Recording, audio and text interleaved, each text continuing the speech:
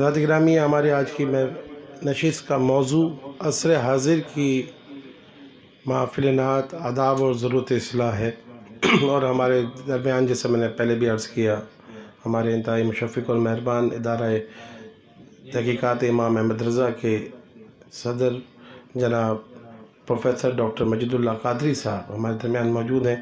تو سب سے پہلے سر، میں آپ سے یہ جاننا چاہوں گا کہ اس کتاب کی تالیف کی آپ کو ضرورت کیوں محسوس ہوئی، اور یہ کتاب آپ نے کیوں شائع کی اور کیوں لکھی؟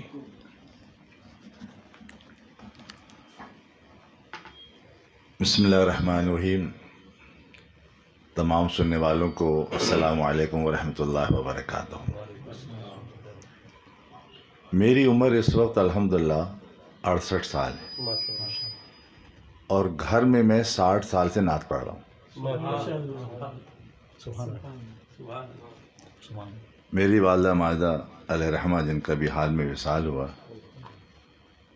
بچپن سے ہمیں گھر والوں کو، تمام بچوں کو، انہوں نے ہر جمعرات کو محفل نعت، بلکہ ان کی محفل ہوتی تھی نور نامہ اور میلاد نامہ۔ ہر جمعرات کو مجھ سے پہلے میرے بڑے بھائی پڑھتے تھے، پھر میری جب باری آئی تو میں نے اپنی 8-10 سال کی عمر سے پڑھنا شروع کر دیا۔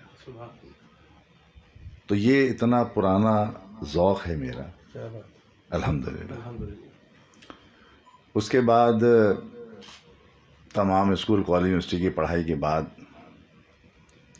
1982 سے میرا ان محافل میں آنا جانا یوں زیادہ ہوا کہ مولانا اختر رضا صاحب رحمۃ اللہ علیہ جب پاکستان تشریف لائے تھے مفتی اعظم ہند کی وصال کے بعد 1982 میں، تو ان کی آمد پر ان کے ساتھ کراچی کے ہر کونے میں گیا۔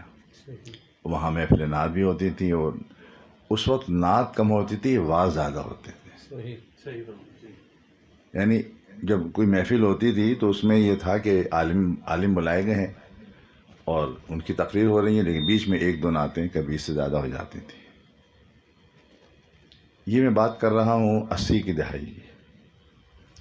پھر بہت سے علاقوں میں جانا ہوا میرا، کراچی کے علاقوں میں بھی نعتیں ہوتی تھیں، بہت محفلیں ہوتی تھیں، بڑی بڑی محفلیں ہوتی تھیں۔ اس کے اندر بھی ابتدا میں 80 کی دہائی میں مجھے یاد ہے کہ نعت کے ساتھ ساتھ وعظ و تقریر ضرور ہوتی تھی، اور اچھے علماء آتے تھے، تقریر ہوتی تھی۔ پھر آہستہ آہستہ ان محافل میں سے وعظ و نصیحت ختم ہو گئی، اور پھر صرف محفل نعت رہ گئی۔ میرا خانقاہ قادریہ صدر بازار میں بہت آنا جانا رہا۔ 30 سال میں اس خانقاہ میں آیا گیا ہوں، وہاں کی محفلیں اٹینڈ کی۔ وہاں پہ بھی صورتحال یہ تھی کہ وعظ و نصیحت سے زیادہ 1-2 نعتیں ہوتی تھیں۔ پھر جب دہائی شروع ہوئی 2000 آنورڈ، اس کے اندر میں نے یہ دیکھا کہ صرف اور صرف محفل نعت کا انعقاد زیادہ ہونے لگا، اور وعظ و نصیحت ختم ہو گئی۔ ہم ذرا لکھنے پڑھنے والے تھے، جامع کراچی میں ہم پڑھاتے تھے۔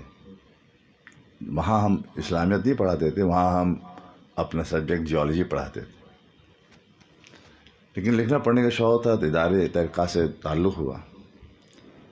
اعلیٰ حضرت کو ہم نے پڑھنا شروع کیا۔